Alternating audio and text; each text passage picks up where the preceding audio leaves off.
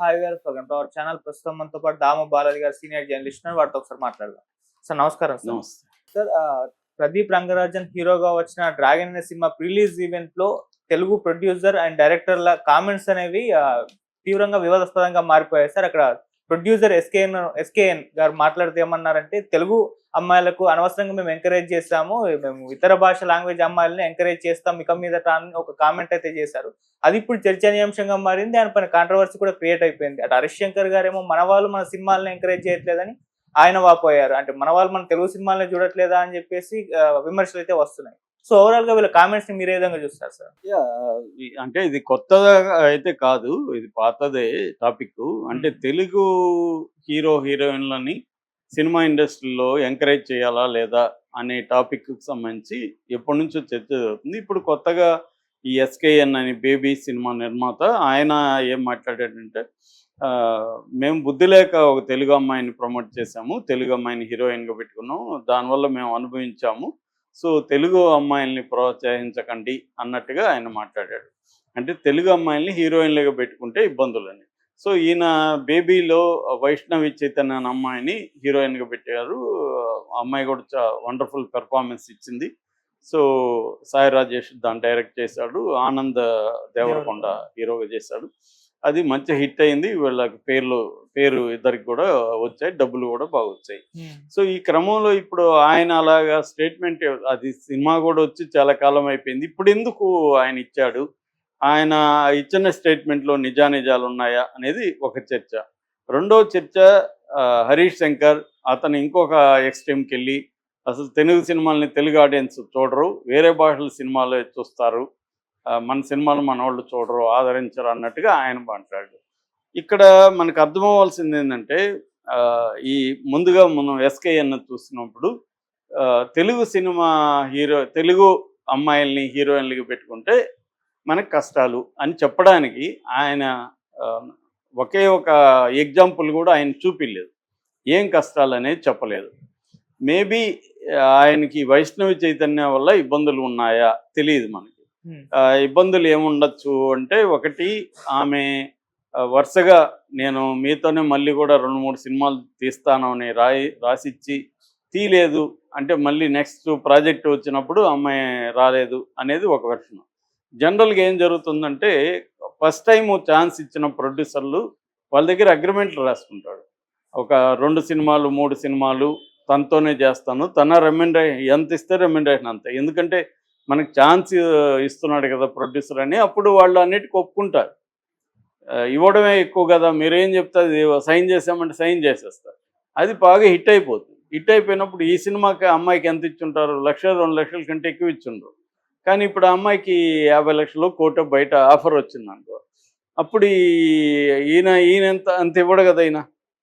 ఈయన మహా అంటే, నేను నీకు ఛాన్స్ ఇచ్చాను కదా, నా వల్లే కదా నీకు వచ్చింది, నేను నీకు 10 లక్షలు ఇస్తానంటాడు మ్యాక్సిమం.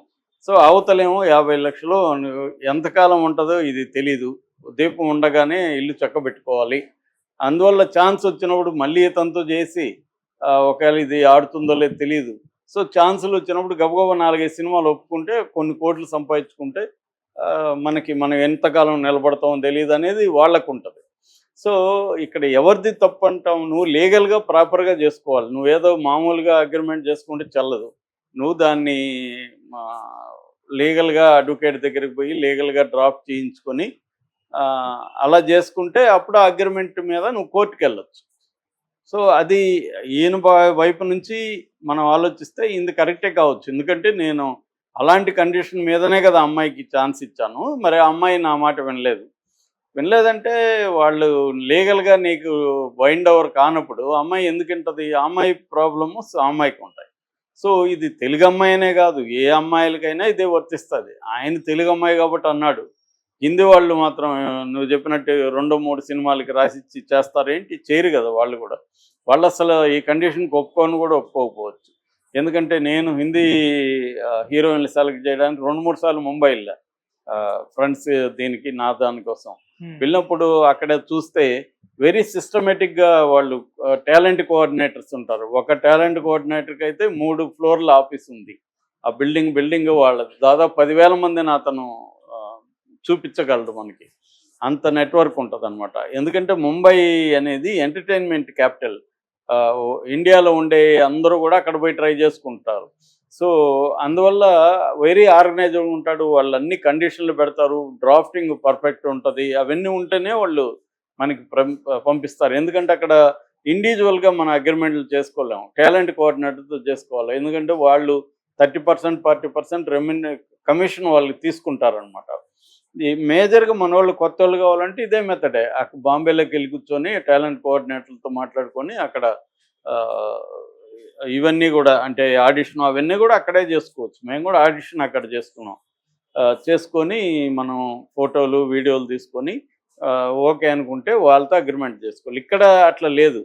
ఇక్కడ టాలెంట్ కోఆర్డినేటర్లు అంత సిస్టమేటిక్ వ్యవస్థ లేదు కాబట్టి ఇలాగా ఉంటుంది అనమాట. సో అదొకటి. రెండోది అతనేమన్నా ఈ అమ్మాయి నుంచి సోకాల్డ్ కమిట్మెంట్ అంటారు కదా, అట్లాంటిది ఏమన్నా ఆశించి అమ్మాయి ఇతనికి ఇవ్వలేదా, దానివల్ల అమ్మాయి మీద గ్రడ్జ్ ఉందా, ఇది కూడా ప్రొడ్యూసర్లకు ఉండే అవకాశం ఉంది.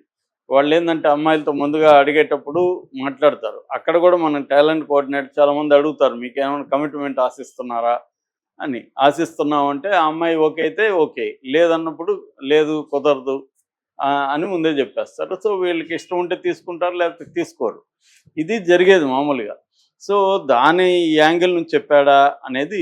అదర్వైజ్ ఆయన చెప్పిన దాంట్లో మీనింగ్ లేదు. ఎందుకంటే తెలుగు అమ్మాయిలైనా ఏ అమ్మాయిలైనా ఒకటే ఉంటారు. నీ అనుభవాన్ని బట్టి నువ్వు చెప్తే లాభం లేదు. హిందీ అమ్మాయిలు కూడా చాలా ఏడిపిస్తారు. వస్తారు, వాళ్ళు బంధువులు వస్తారు, వాళ్ళతో కూడా ఎవరో ఉంటారు, వాళ్ళు డిమాండ్లు చేస్తారు. ఇవన్నీ వాళ్ళకు కూడా ప్రాబ్లమ్స్ ఉంటాయి. వాళ్ళు త్వరగా సెట్కి రారు, మేకప్ వీళ్ళు చెప్పినట్టు చేసుకోరు, ముందుగా ఎక్స్పోజ్ దేనికైనా రెడీ అంటారు. ఒకసారి ఇచ్చి కమిట్ అయ్యి 2 రోజులు షూట్ చేసినాక వాళ్ళ బిహేవియర్లో చేంజ్ వచ్చేస్తుంది. ఇవన్నీ భరిస్తారు ప్రొడ్యూసర్లు. ఎందుకంటే ఇప్పుడు 4 రోజులు షూట్ అయినాక దాన్ని పక్కన పెట్టలేరు, హీరోతో కమిట్ అయి ఉంటారు. ఒక్కోసారి అమ్మాయిలు హీరోని లైన్లో పెట్టి మిగతా వాళ్ళందరినీ వేధిస్తుంటారు. డైరెక్టర్ మాట వినరు. మేము కూడా నేను పనిచేసినప్పుడు కూడా డైరెక్టర్లతో అమ్మాయి డైరెక్టర్తో పేరు పెట్టుకునింది, మిగతా వాళ్ళందరినీ అమ్మాయి వేధిస్తుంది. ఏది డైరెక్షన్ డిపార్ట్మెంటు, ప్రొడక్షన్ వాళ్ళని అందరినీ వేధిస్తుంది. ఎందుకంటే ఆ పిల్లకి తెలుసు డైరెక్టరే కంట్రోల్ చేస్తున్నాడు ఇక్కడ. సో డైరెక్టర్తో క్లోజ్గా ఉంటే మిగతా వాళ్ళని మనం కంట్రోల్ చేయొచ్చు. సో తెలిసి కూడా ఇప్పుడు తిట్టుకోవడం తప్ప అమ్మాయిని ఏం చేస్తారు ఎవరైనా. కాబట్టి ఇది ఆయన చెప్పిన దాంట్లో వాస్తవం ఉంది. కాకపోతే తెలుగు అమ్మాయి అనేదే కాదు, అందరు అమ్మాయిల పరిస్థితి అదే. కాబట్టి అలాంటి స్టేట్మెంట్లు ఇచ్చేటప్పుడు జాగ్రత్తగా ఉండాలి. ఎందుకంటే ఇప్పుడు మామూలుగా తెలుగు వాళ్ళే సినిమా ఇండస్ట్రీకి రావడం చాలా కష్టం అంటే రారు ఎక్కువ మంది. ఎందుకు రారంటే వాళ్ళకి వేరే ప్రొఫెషన్లో అవన్నీ మంచిగా ఉంటున్నాయి. సాఫ్ట్వేర్ జాబ్స్ లేకపోతే మెడికల్లో ఇట్లా వెళ్ళిపోతున్నారు. ఇక్కడ హీరోయిన్లుగా నిలదొక్కడం వెరీ వెరీ డిఫికల్ట్. రెండోది ఖచ్చితంగా ఎక్కడో చోట వాళ్ళు ఆఫర్లు ఇవ్వకుండా రావడం కూడా వెరీ వెరీ డిఫికల్ట్ సినిమా ఇండస్ట్రీలో. ఎందుకంటే నీకు పోటీ ఉన్నప్పుడు నువ్వు నాకు ప్రత్యేక ఆఫర్ ఇవ్వనప్పుడు నేనెందుకు నీకు ఛాన్స్ ఇవ్వాలని వీళ్ళు అంటారు.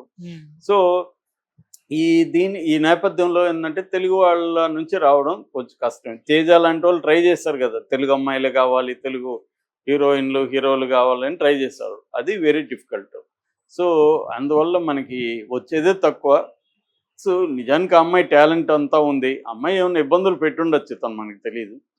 దానివల్ల అటువంటి డ్రాస్టిక్ స్టేట్మెంట్ ఇవ్వడం రాంగు. ఇచ్చేటప్పుడు నువ్వు డేటా చెప్పాలా, ఫలాని ఇంతమంది తెలుగు అమ్మాయిలు ఇలా ఇబ్బందులు, నన్నే కాదు ఇలాగ ఈ ఇబ్బందులు అమ్మాయిల వల్ల ఉన్నాయి అవన్నీ చెప్పాలి కదా.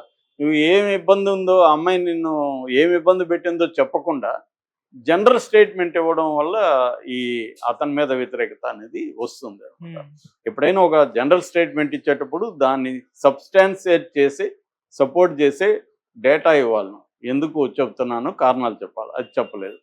ఇక హరీష్ శంకర్ ఇచ్చిన స్టేట్మెంటు అదేంటంటే, సినిమా ఇవాళ ఒకప్పుడు అంటే తెలుగు సినిమాలే గతి జనాలకి. ఇవాళ పోస్ట్ కోవిడ్ తర్వాత ఓటీటీ ప్లాట్ఫామ్స్ వచ్చినాక ఇంటర్నేషనల్గా నేను ఒక పెరు సినిమా, నిన్న ఇరాన్ సినిమా చూసాను నేను, ఆస్కార్కి నామినేట్ అయింది జర్మన్ నుంచి. అది నేను 2 నిమిషాల్లో నాకు డౌన్లోడ్లు అవుతాయి, లేకపోతే ఎక్కడో ఉంటుంది, దాన్ని ఎవడో ఫ్రెండ్ పంపిస్తాడు. మొత్తాన్ని నేను అక్కడ కూర్చొని ఇరాన్లో ఆయన ఎన్నో ఏళ్ళు కష్టపడి రహస్యంగా ఆయనకి 8 ఏళ్ళు జైలు శిక్ష పడింది ఆ డైరెక్టర్కి ఈ సినిమా తీస్తే. ఓకే. అందుకని అక్కడి నుంచి నానా బాధలు పడి జర్మనీ పారిపోయిన ఆయన సినిమా నేను ఇక్కడ కూర్చొని చూస్తున్నా. నాకు ఛాన్స్ ఉంది. నేను హరీష్ శంకర్ సినిమా నాకెందుకు? నాకు అది నచ్చుతుంది. నాకు ఆప్షన్ ఉన్నప్పుడు నేను తీస్తా. ఇది భలే ఉంది.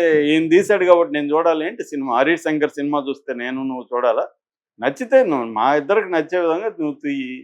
అట్లా కాబట్టి హరీష్ శంకర్ లాంటి వాళ్ళు ఫ్రస్ట్రేషన్‌లోంచి ఆయన సినిమాలు ఆడట్లేదు అనే దీని నుంచి మాట్లాడుతున్నారు. ఇది అందరూ మాట్లాడేది ఆల్ ఇండస్ట్రీలో. కన్నడకి పోతే అక్కడ ఇదే డిబేటు.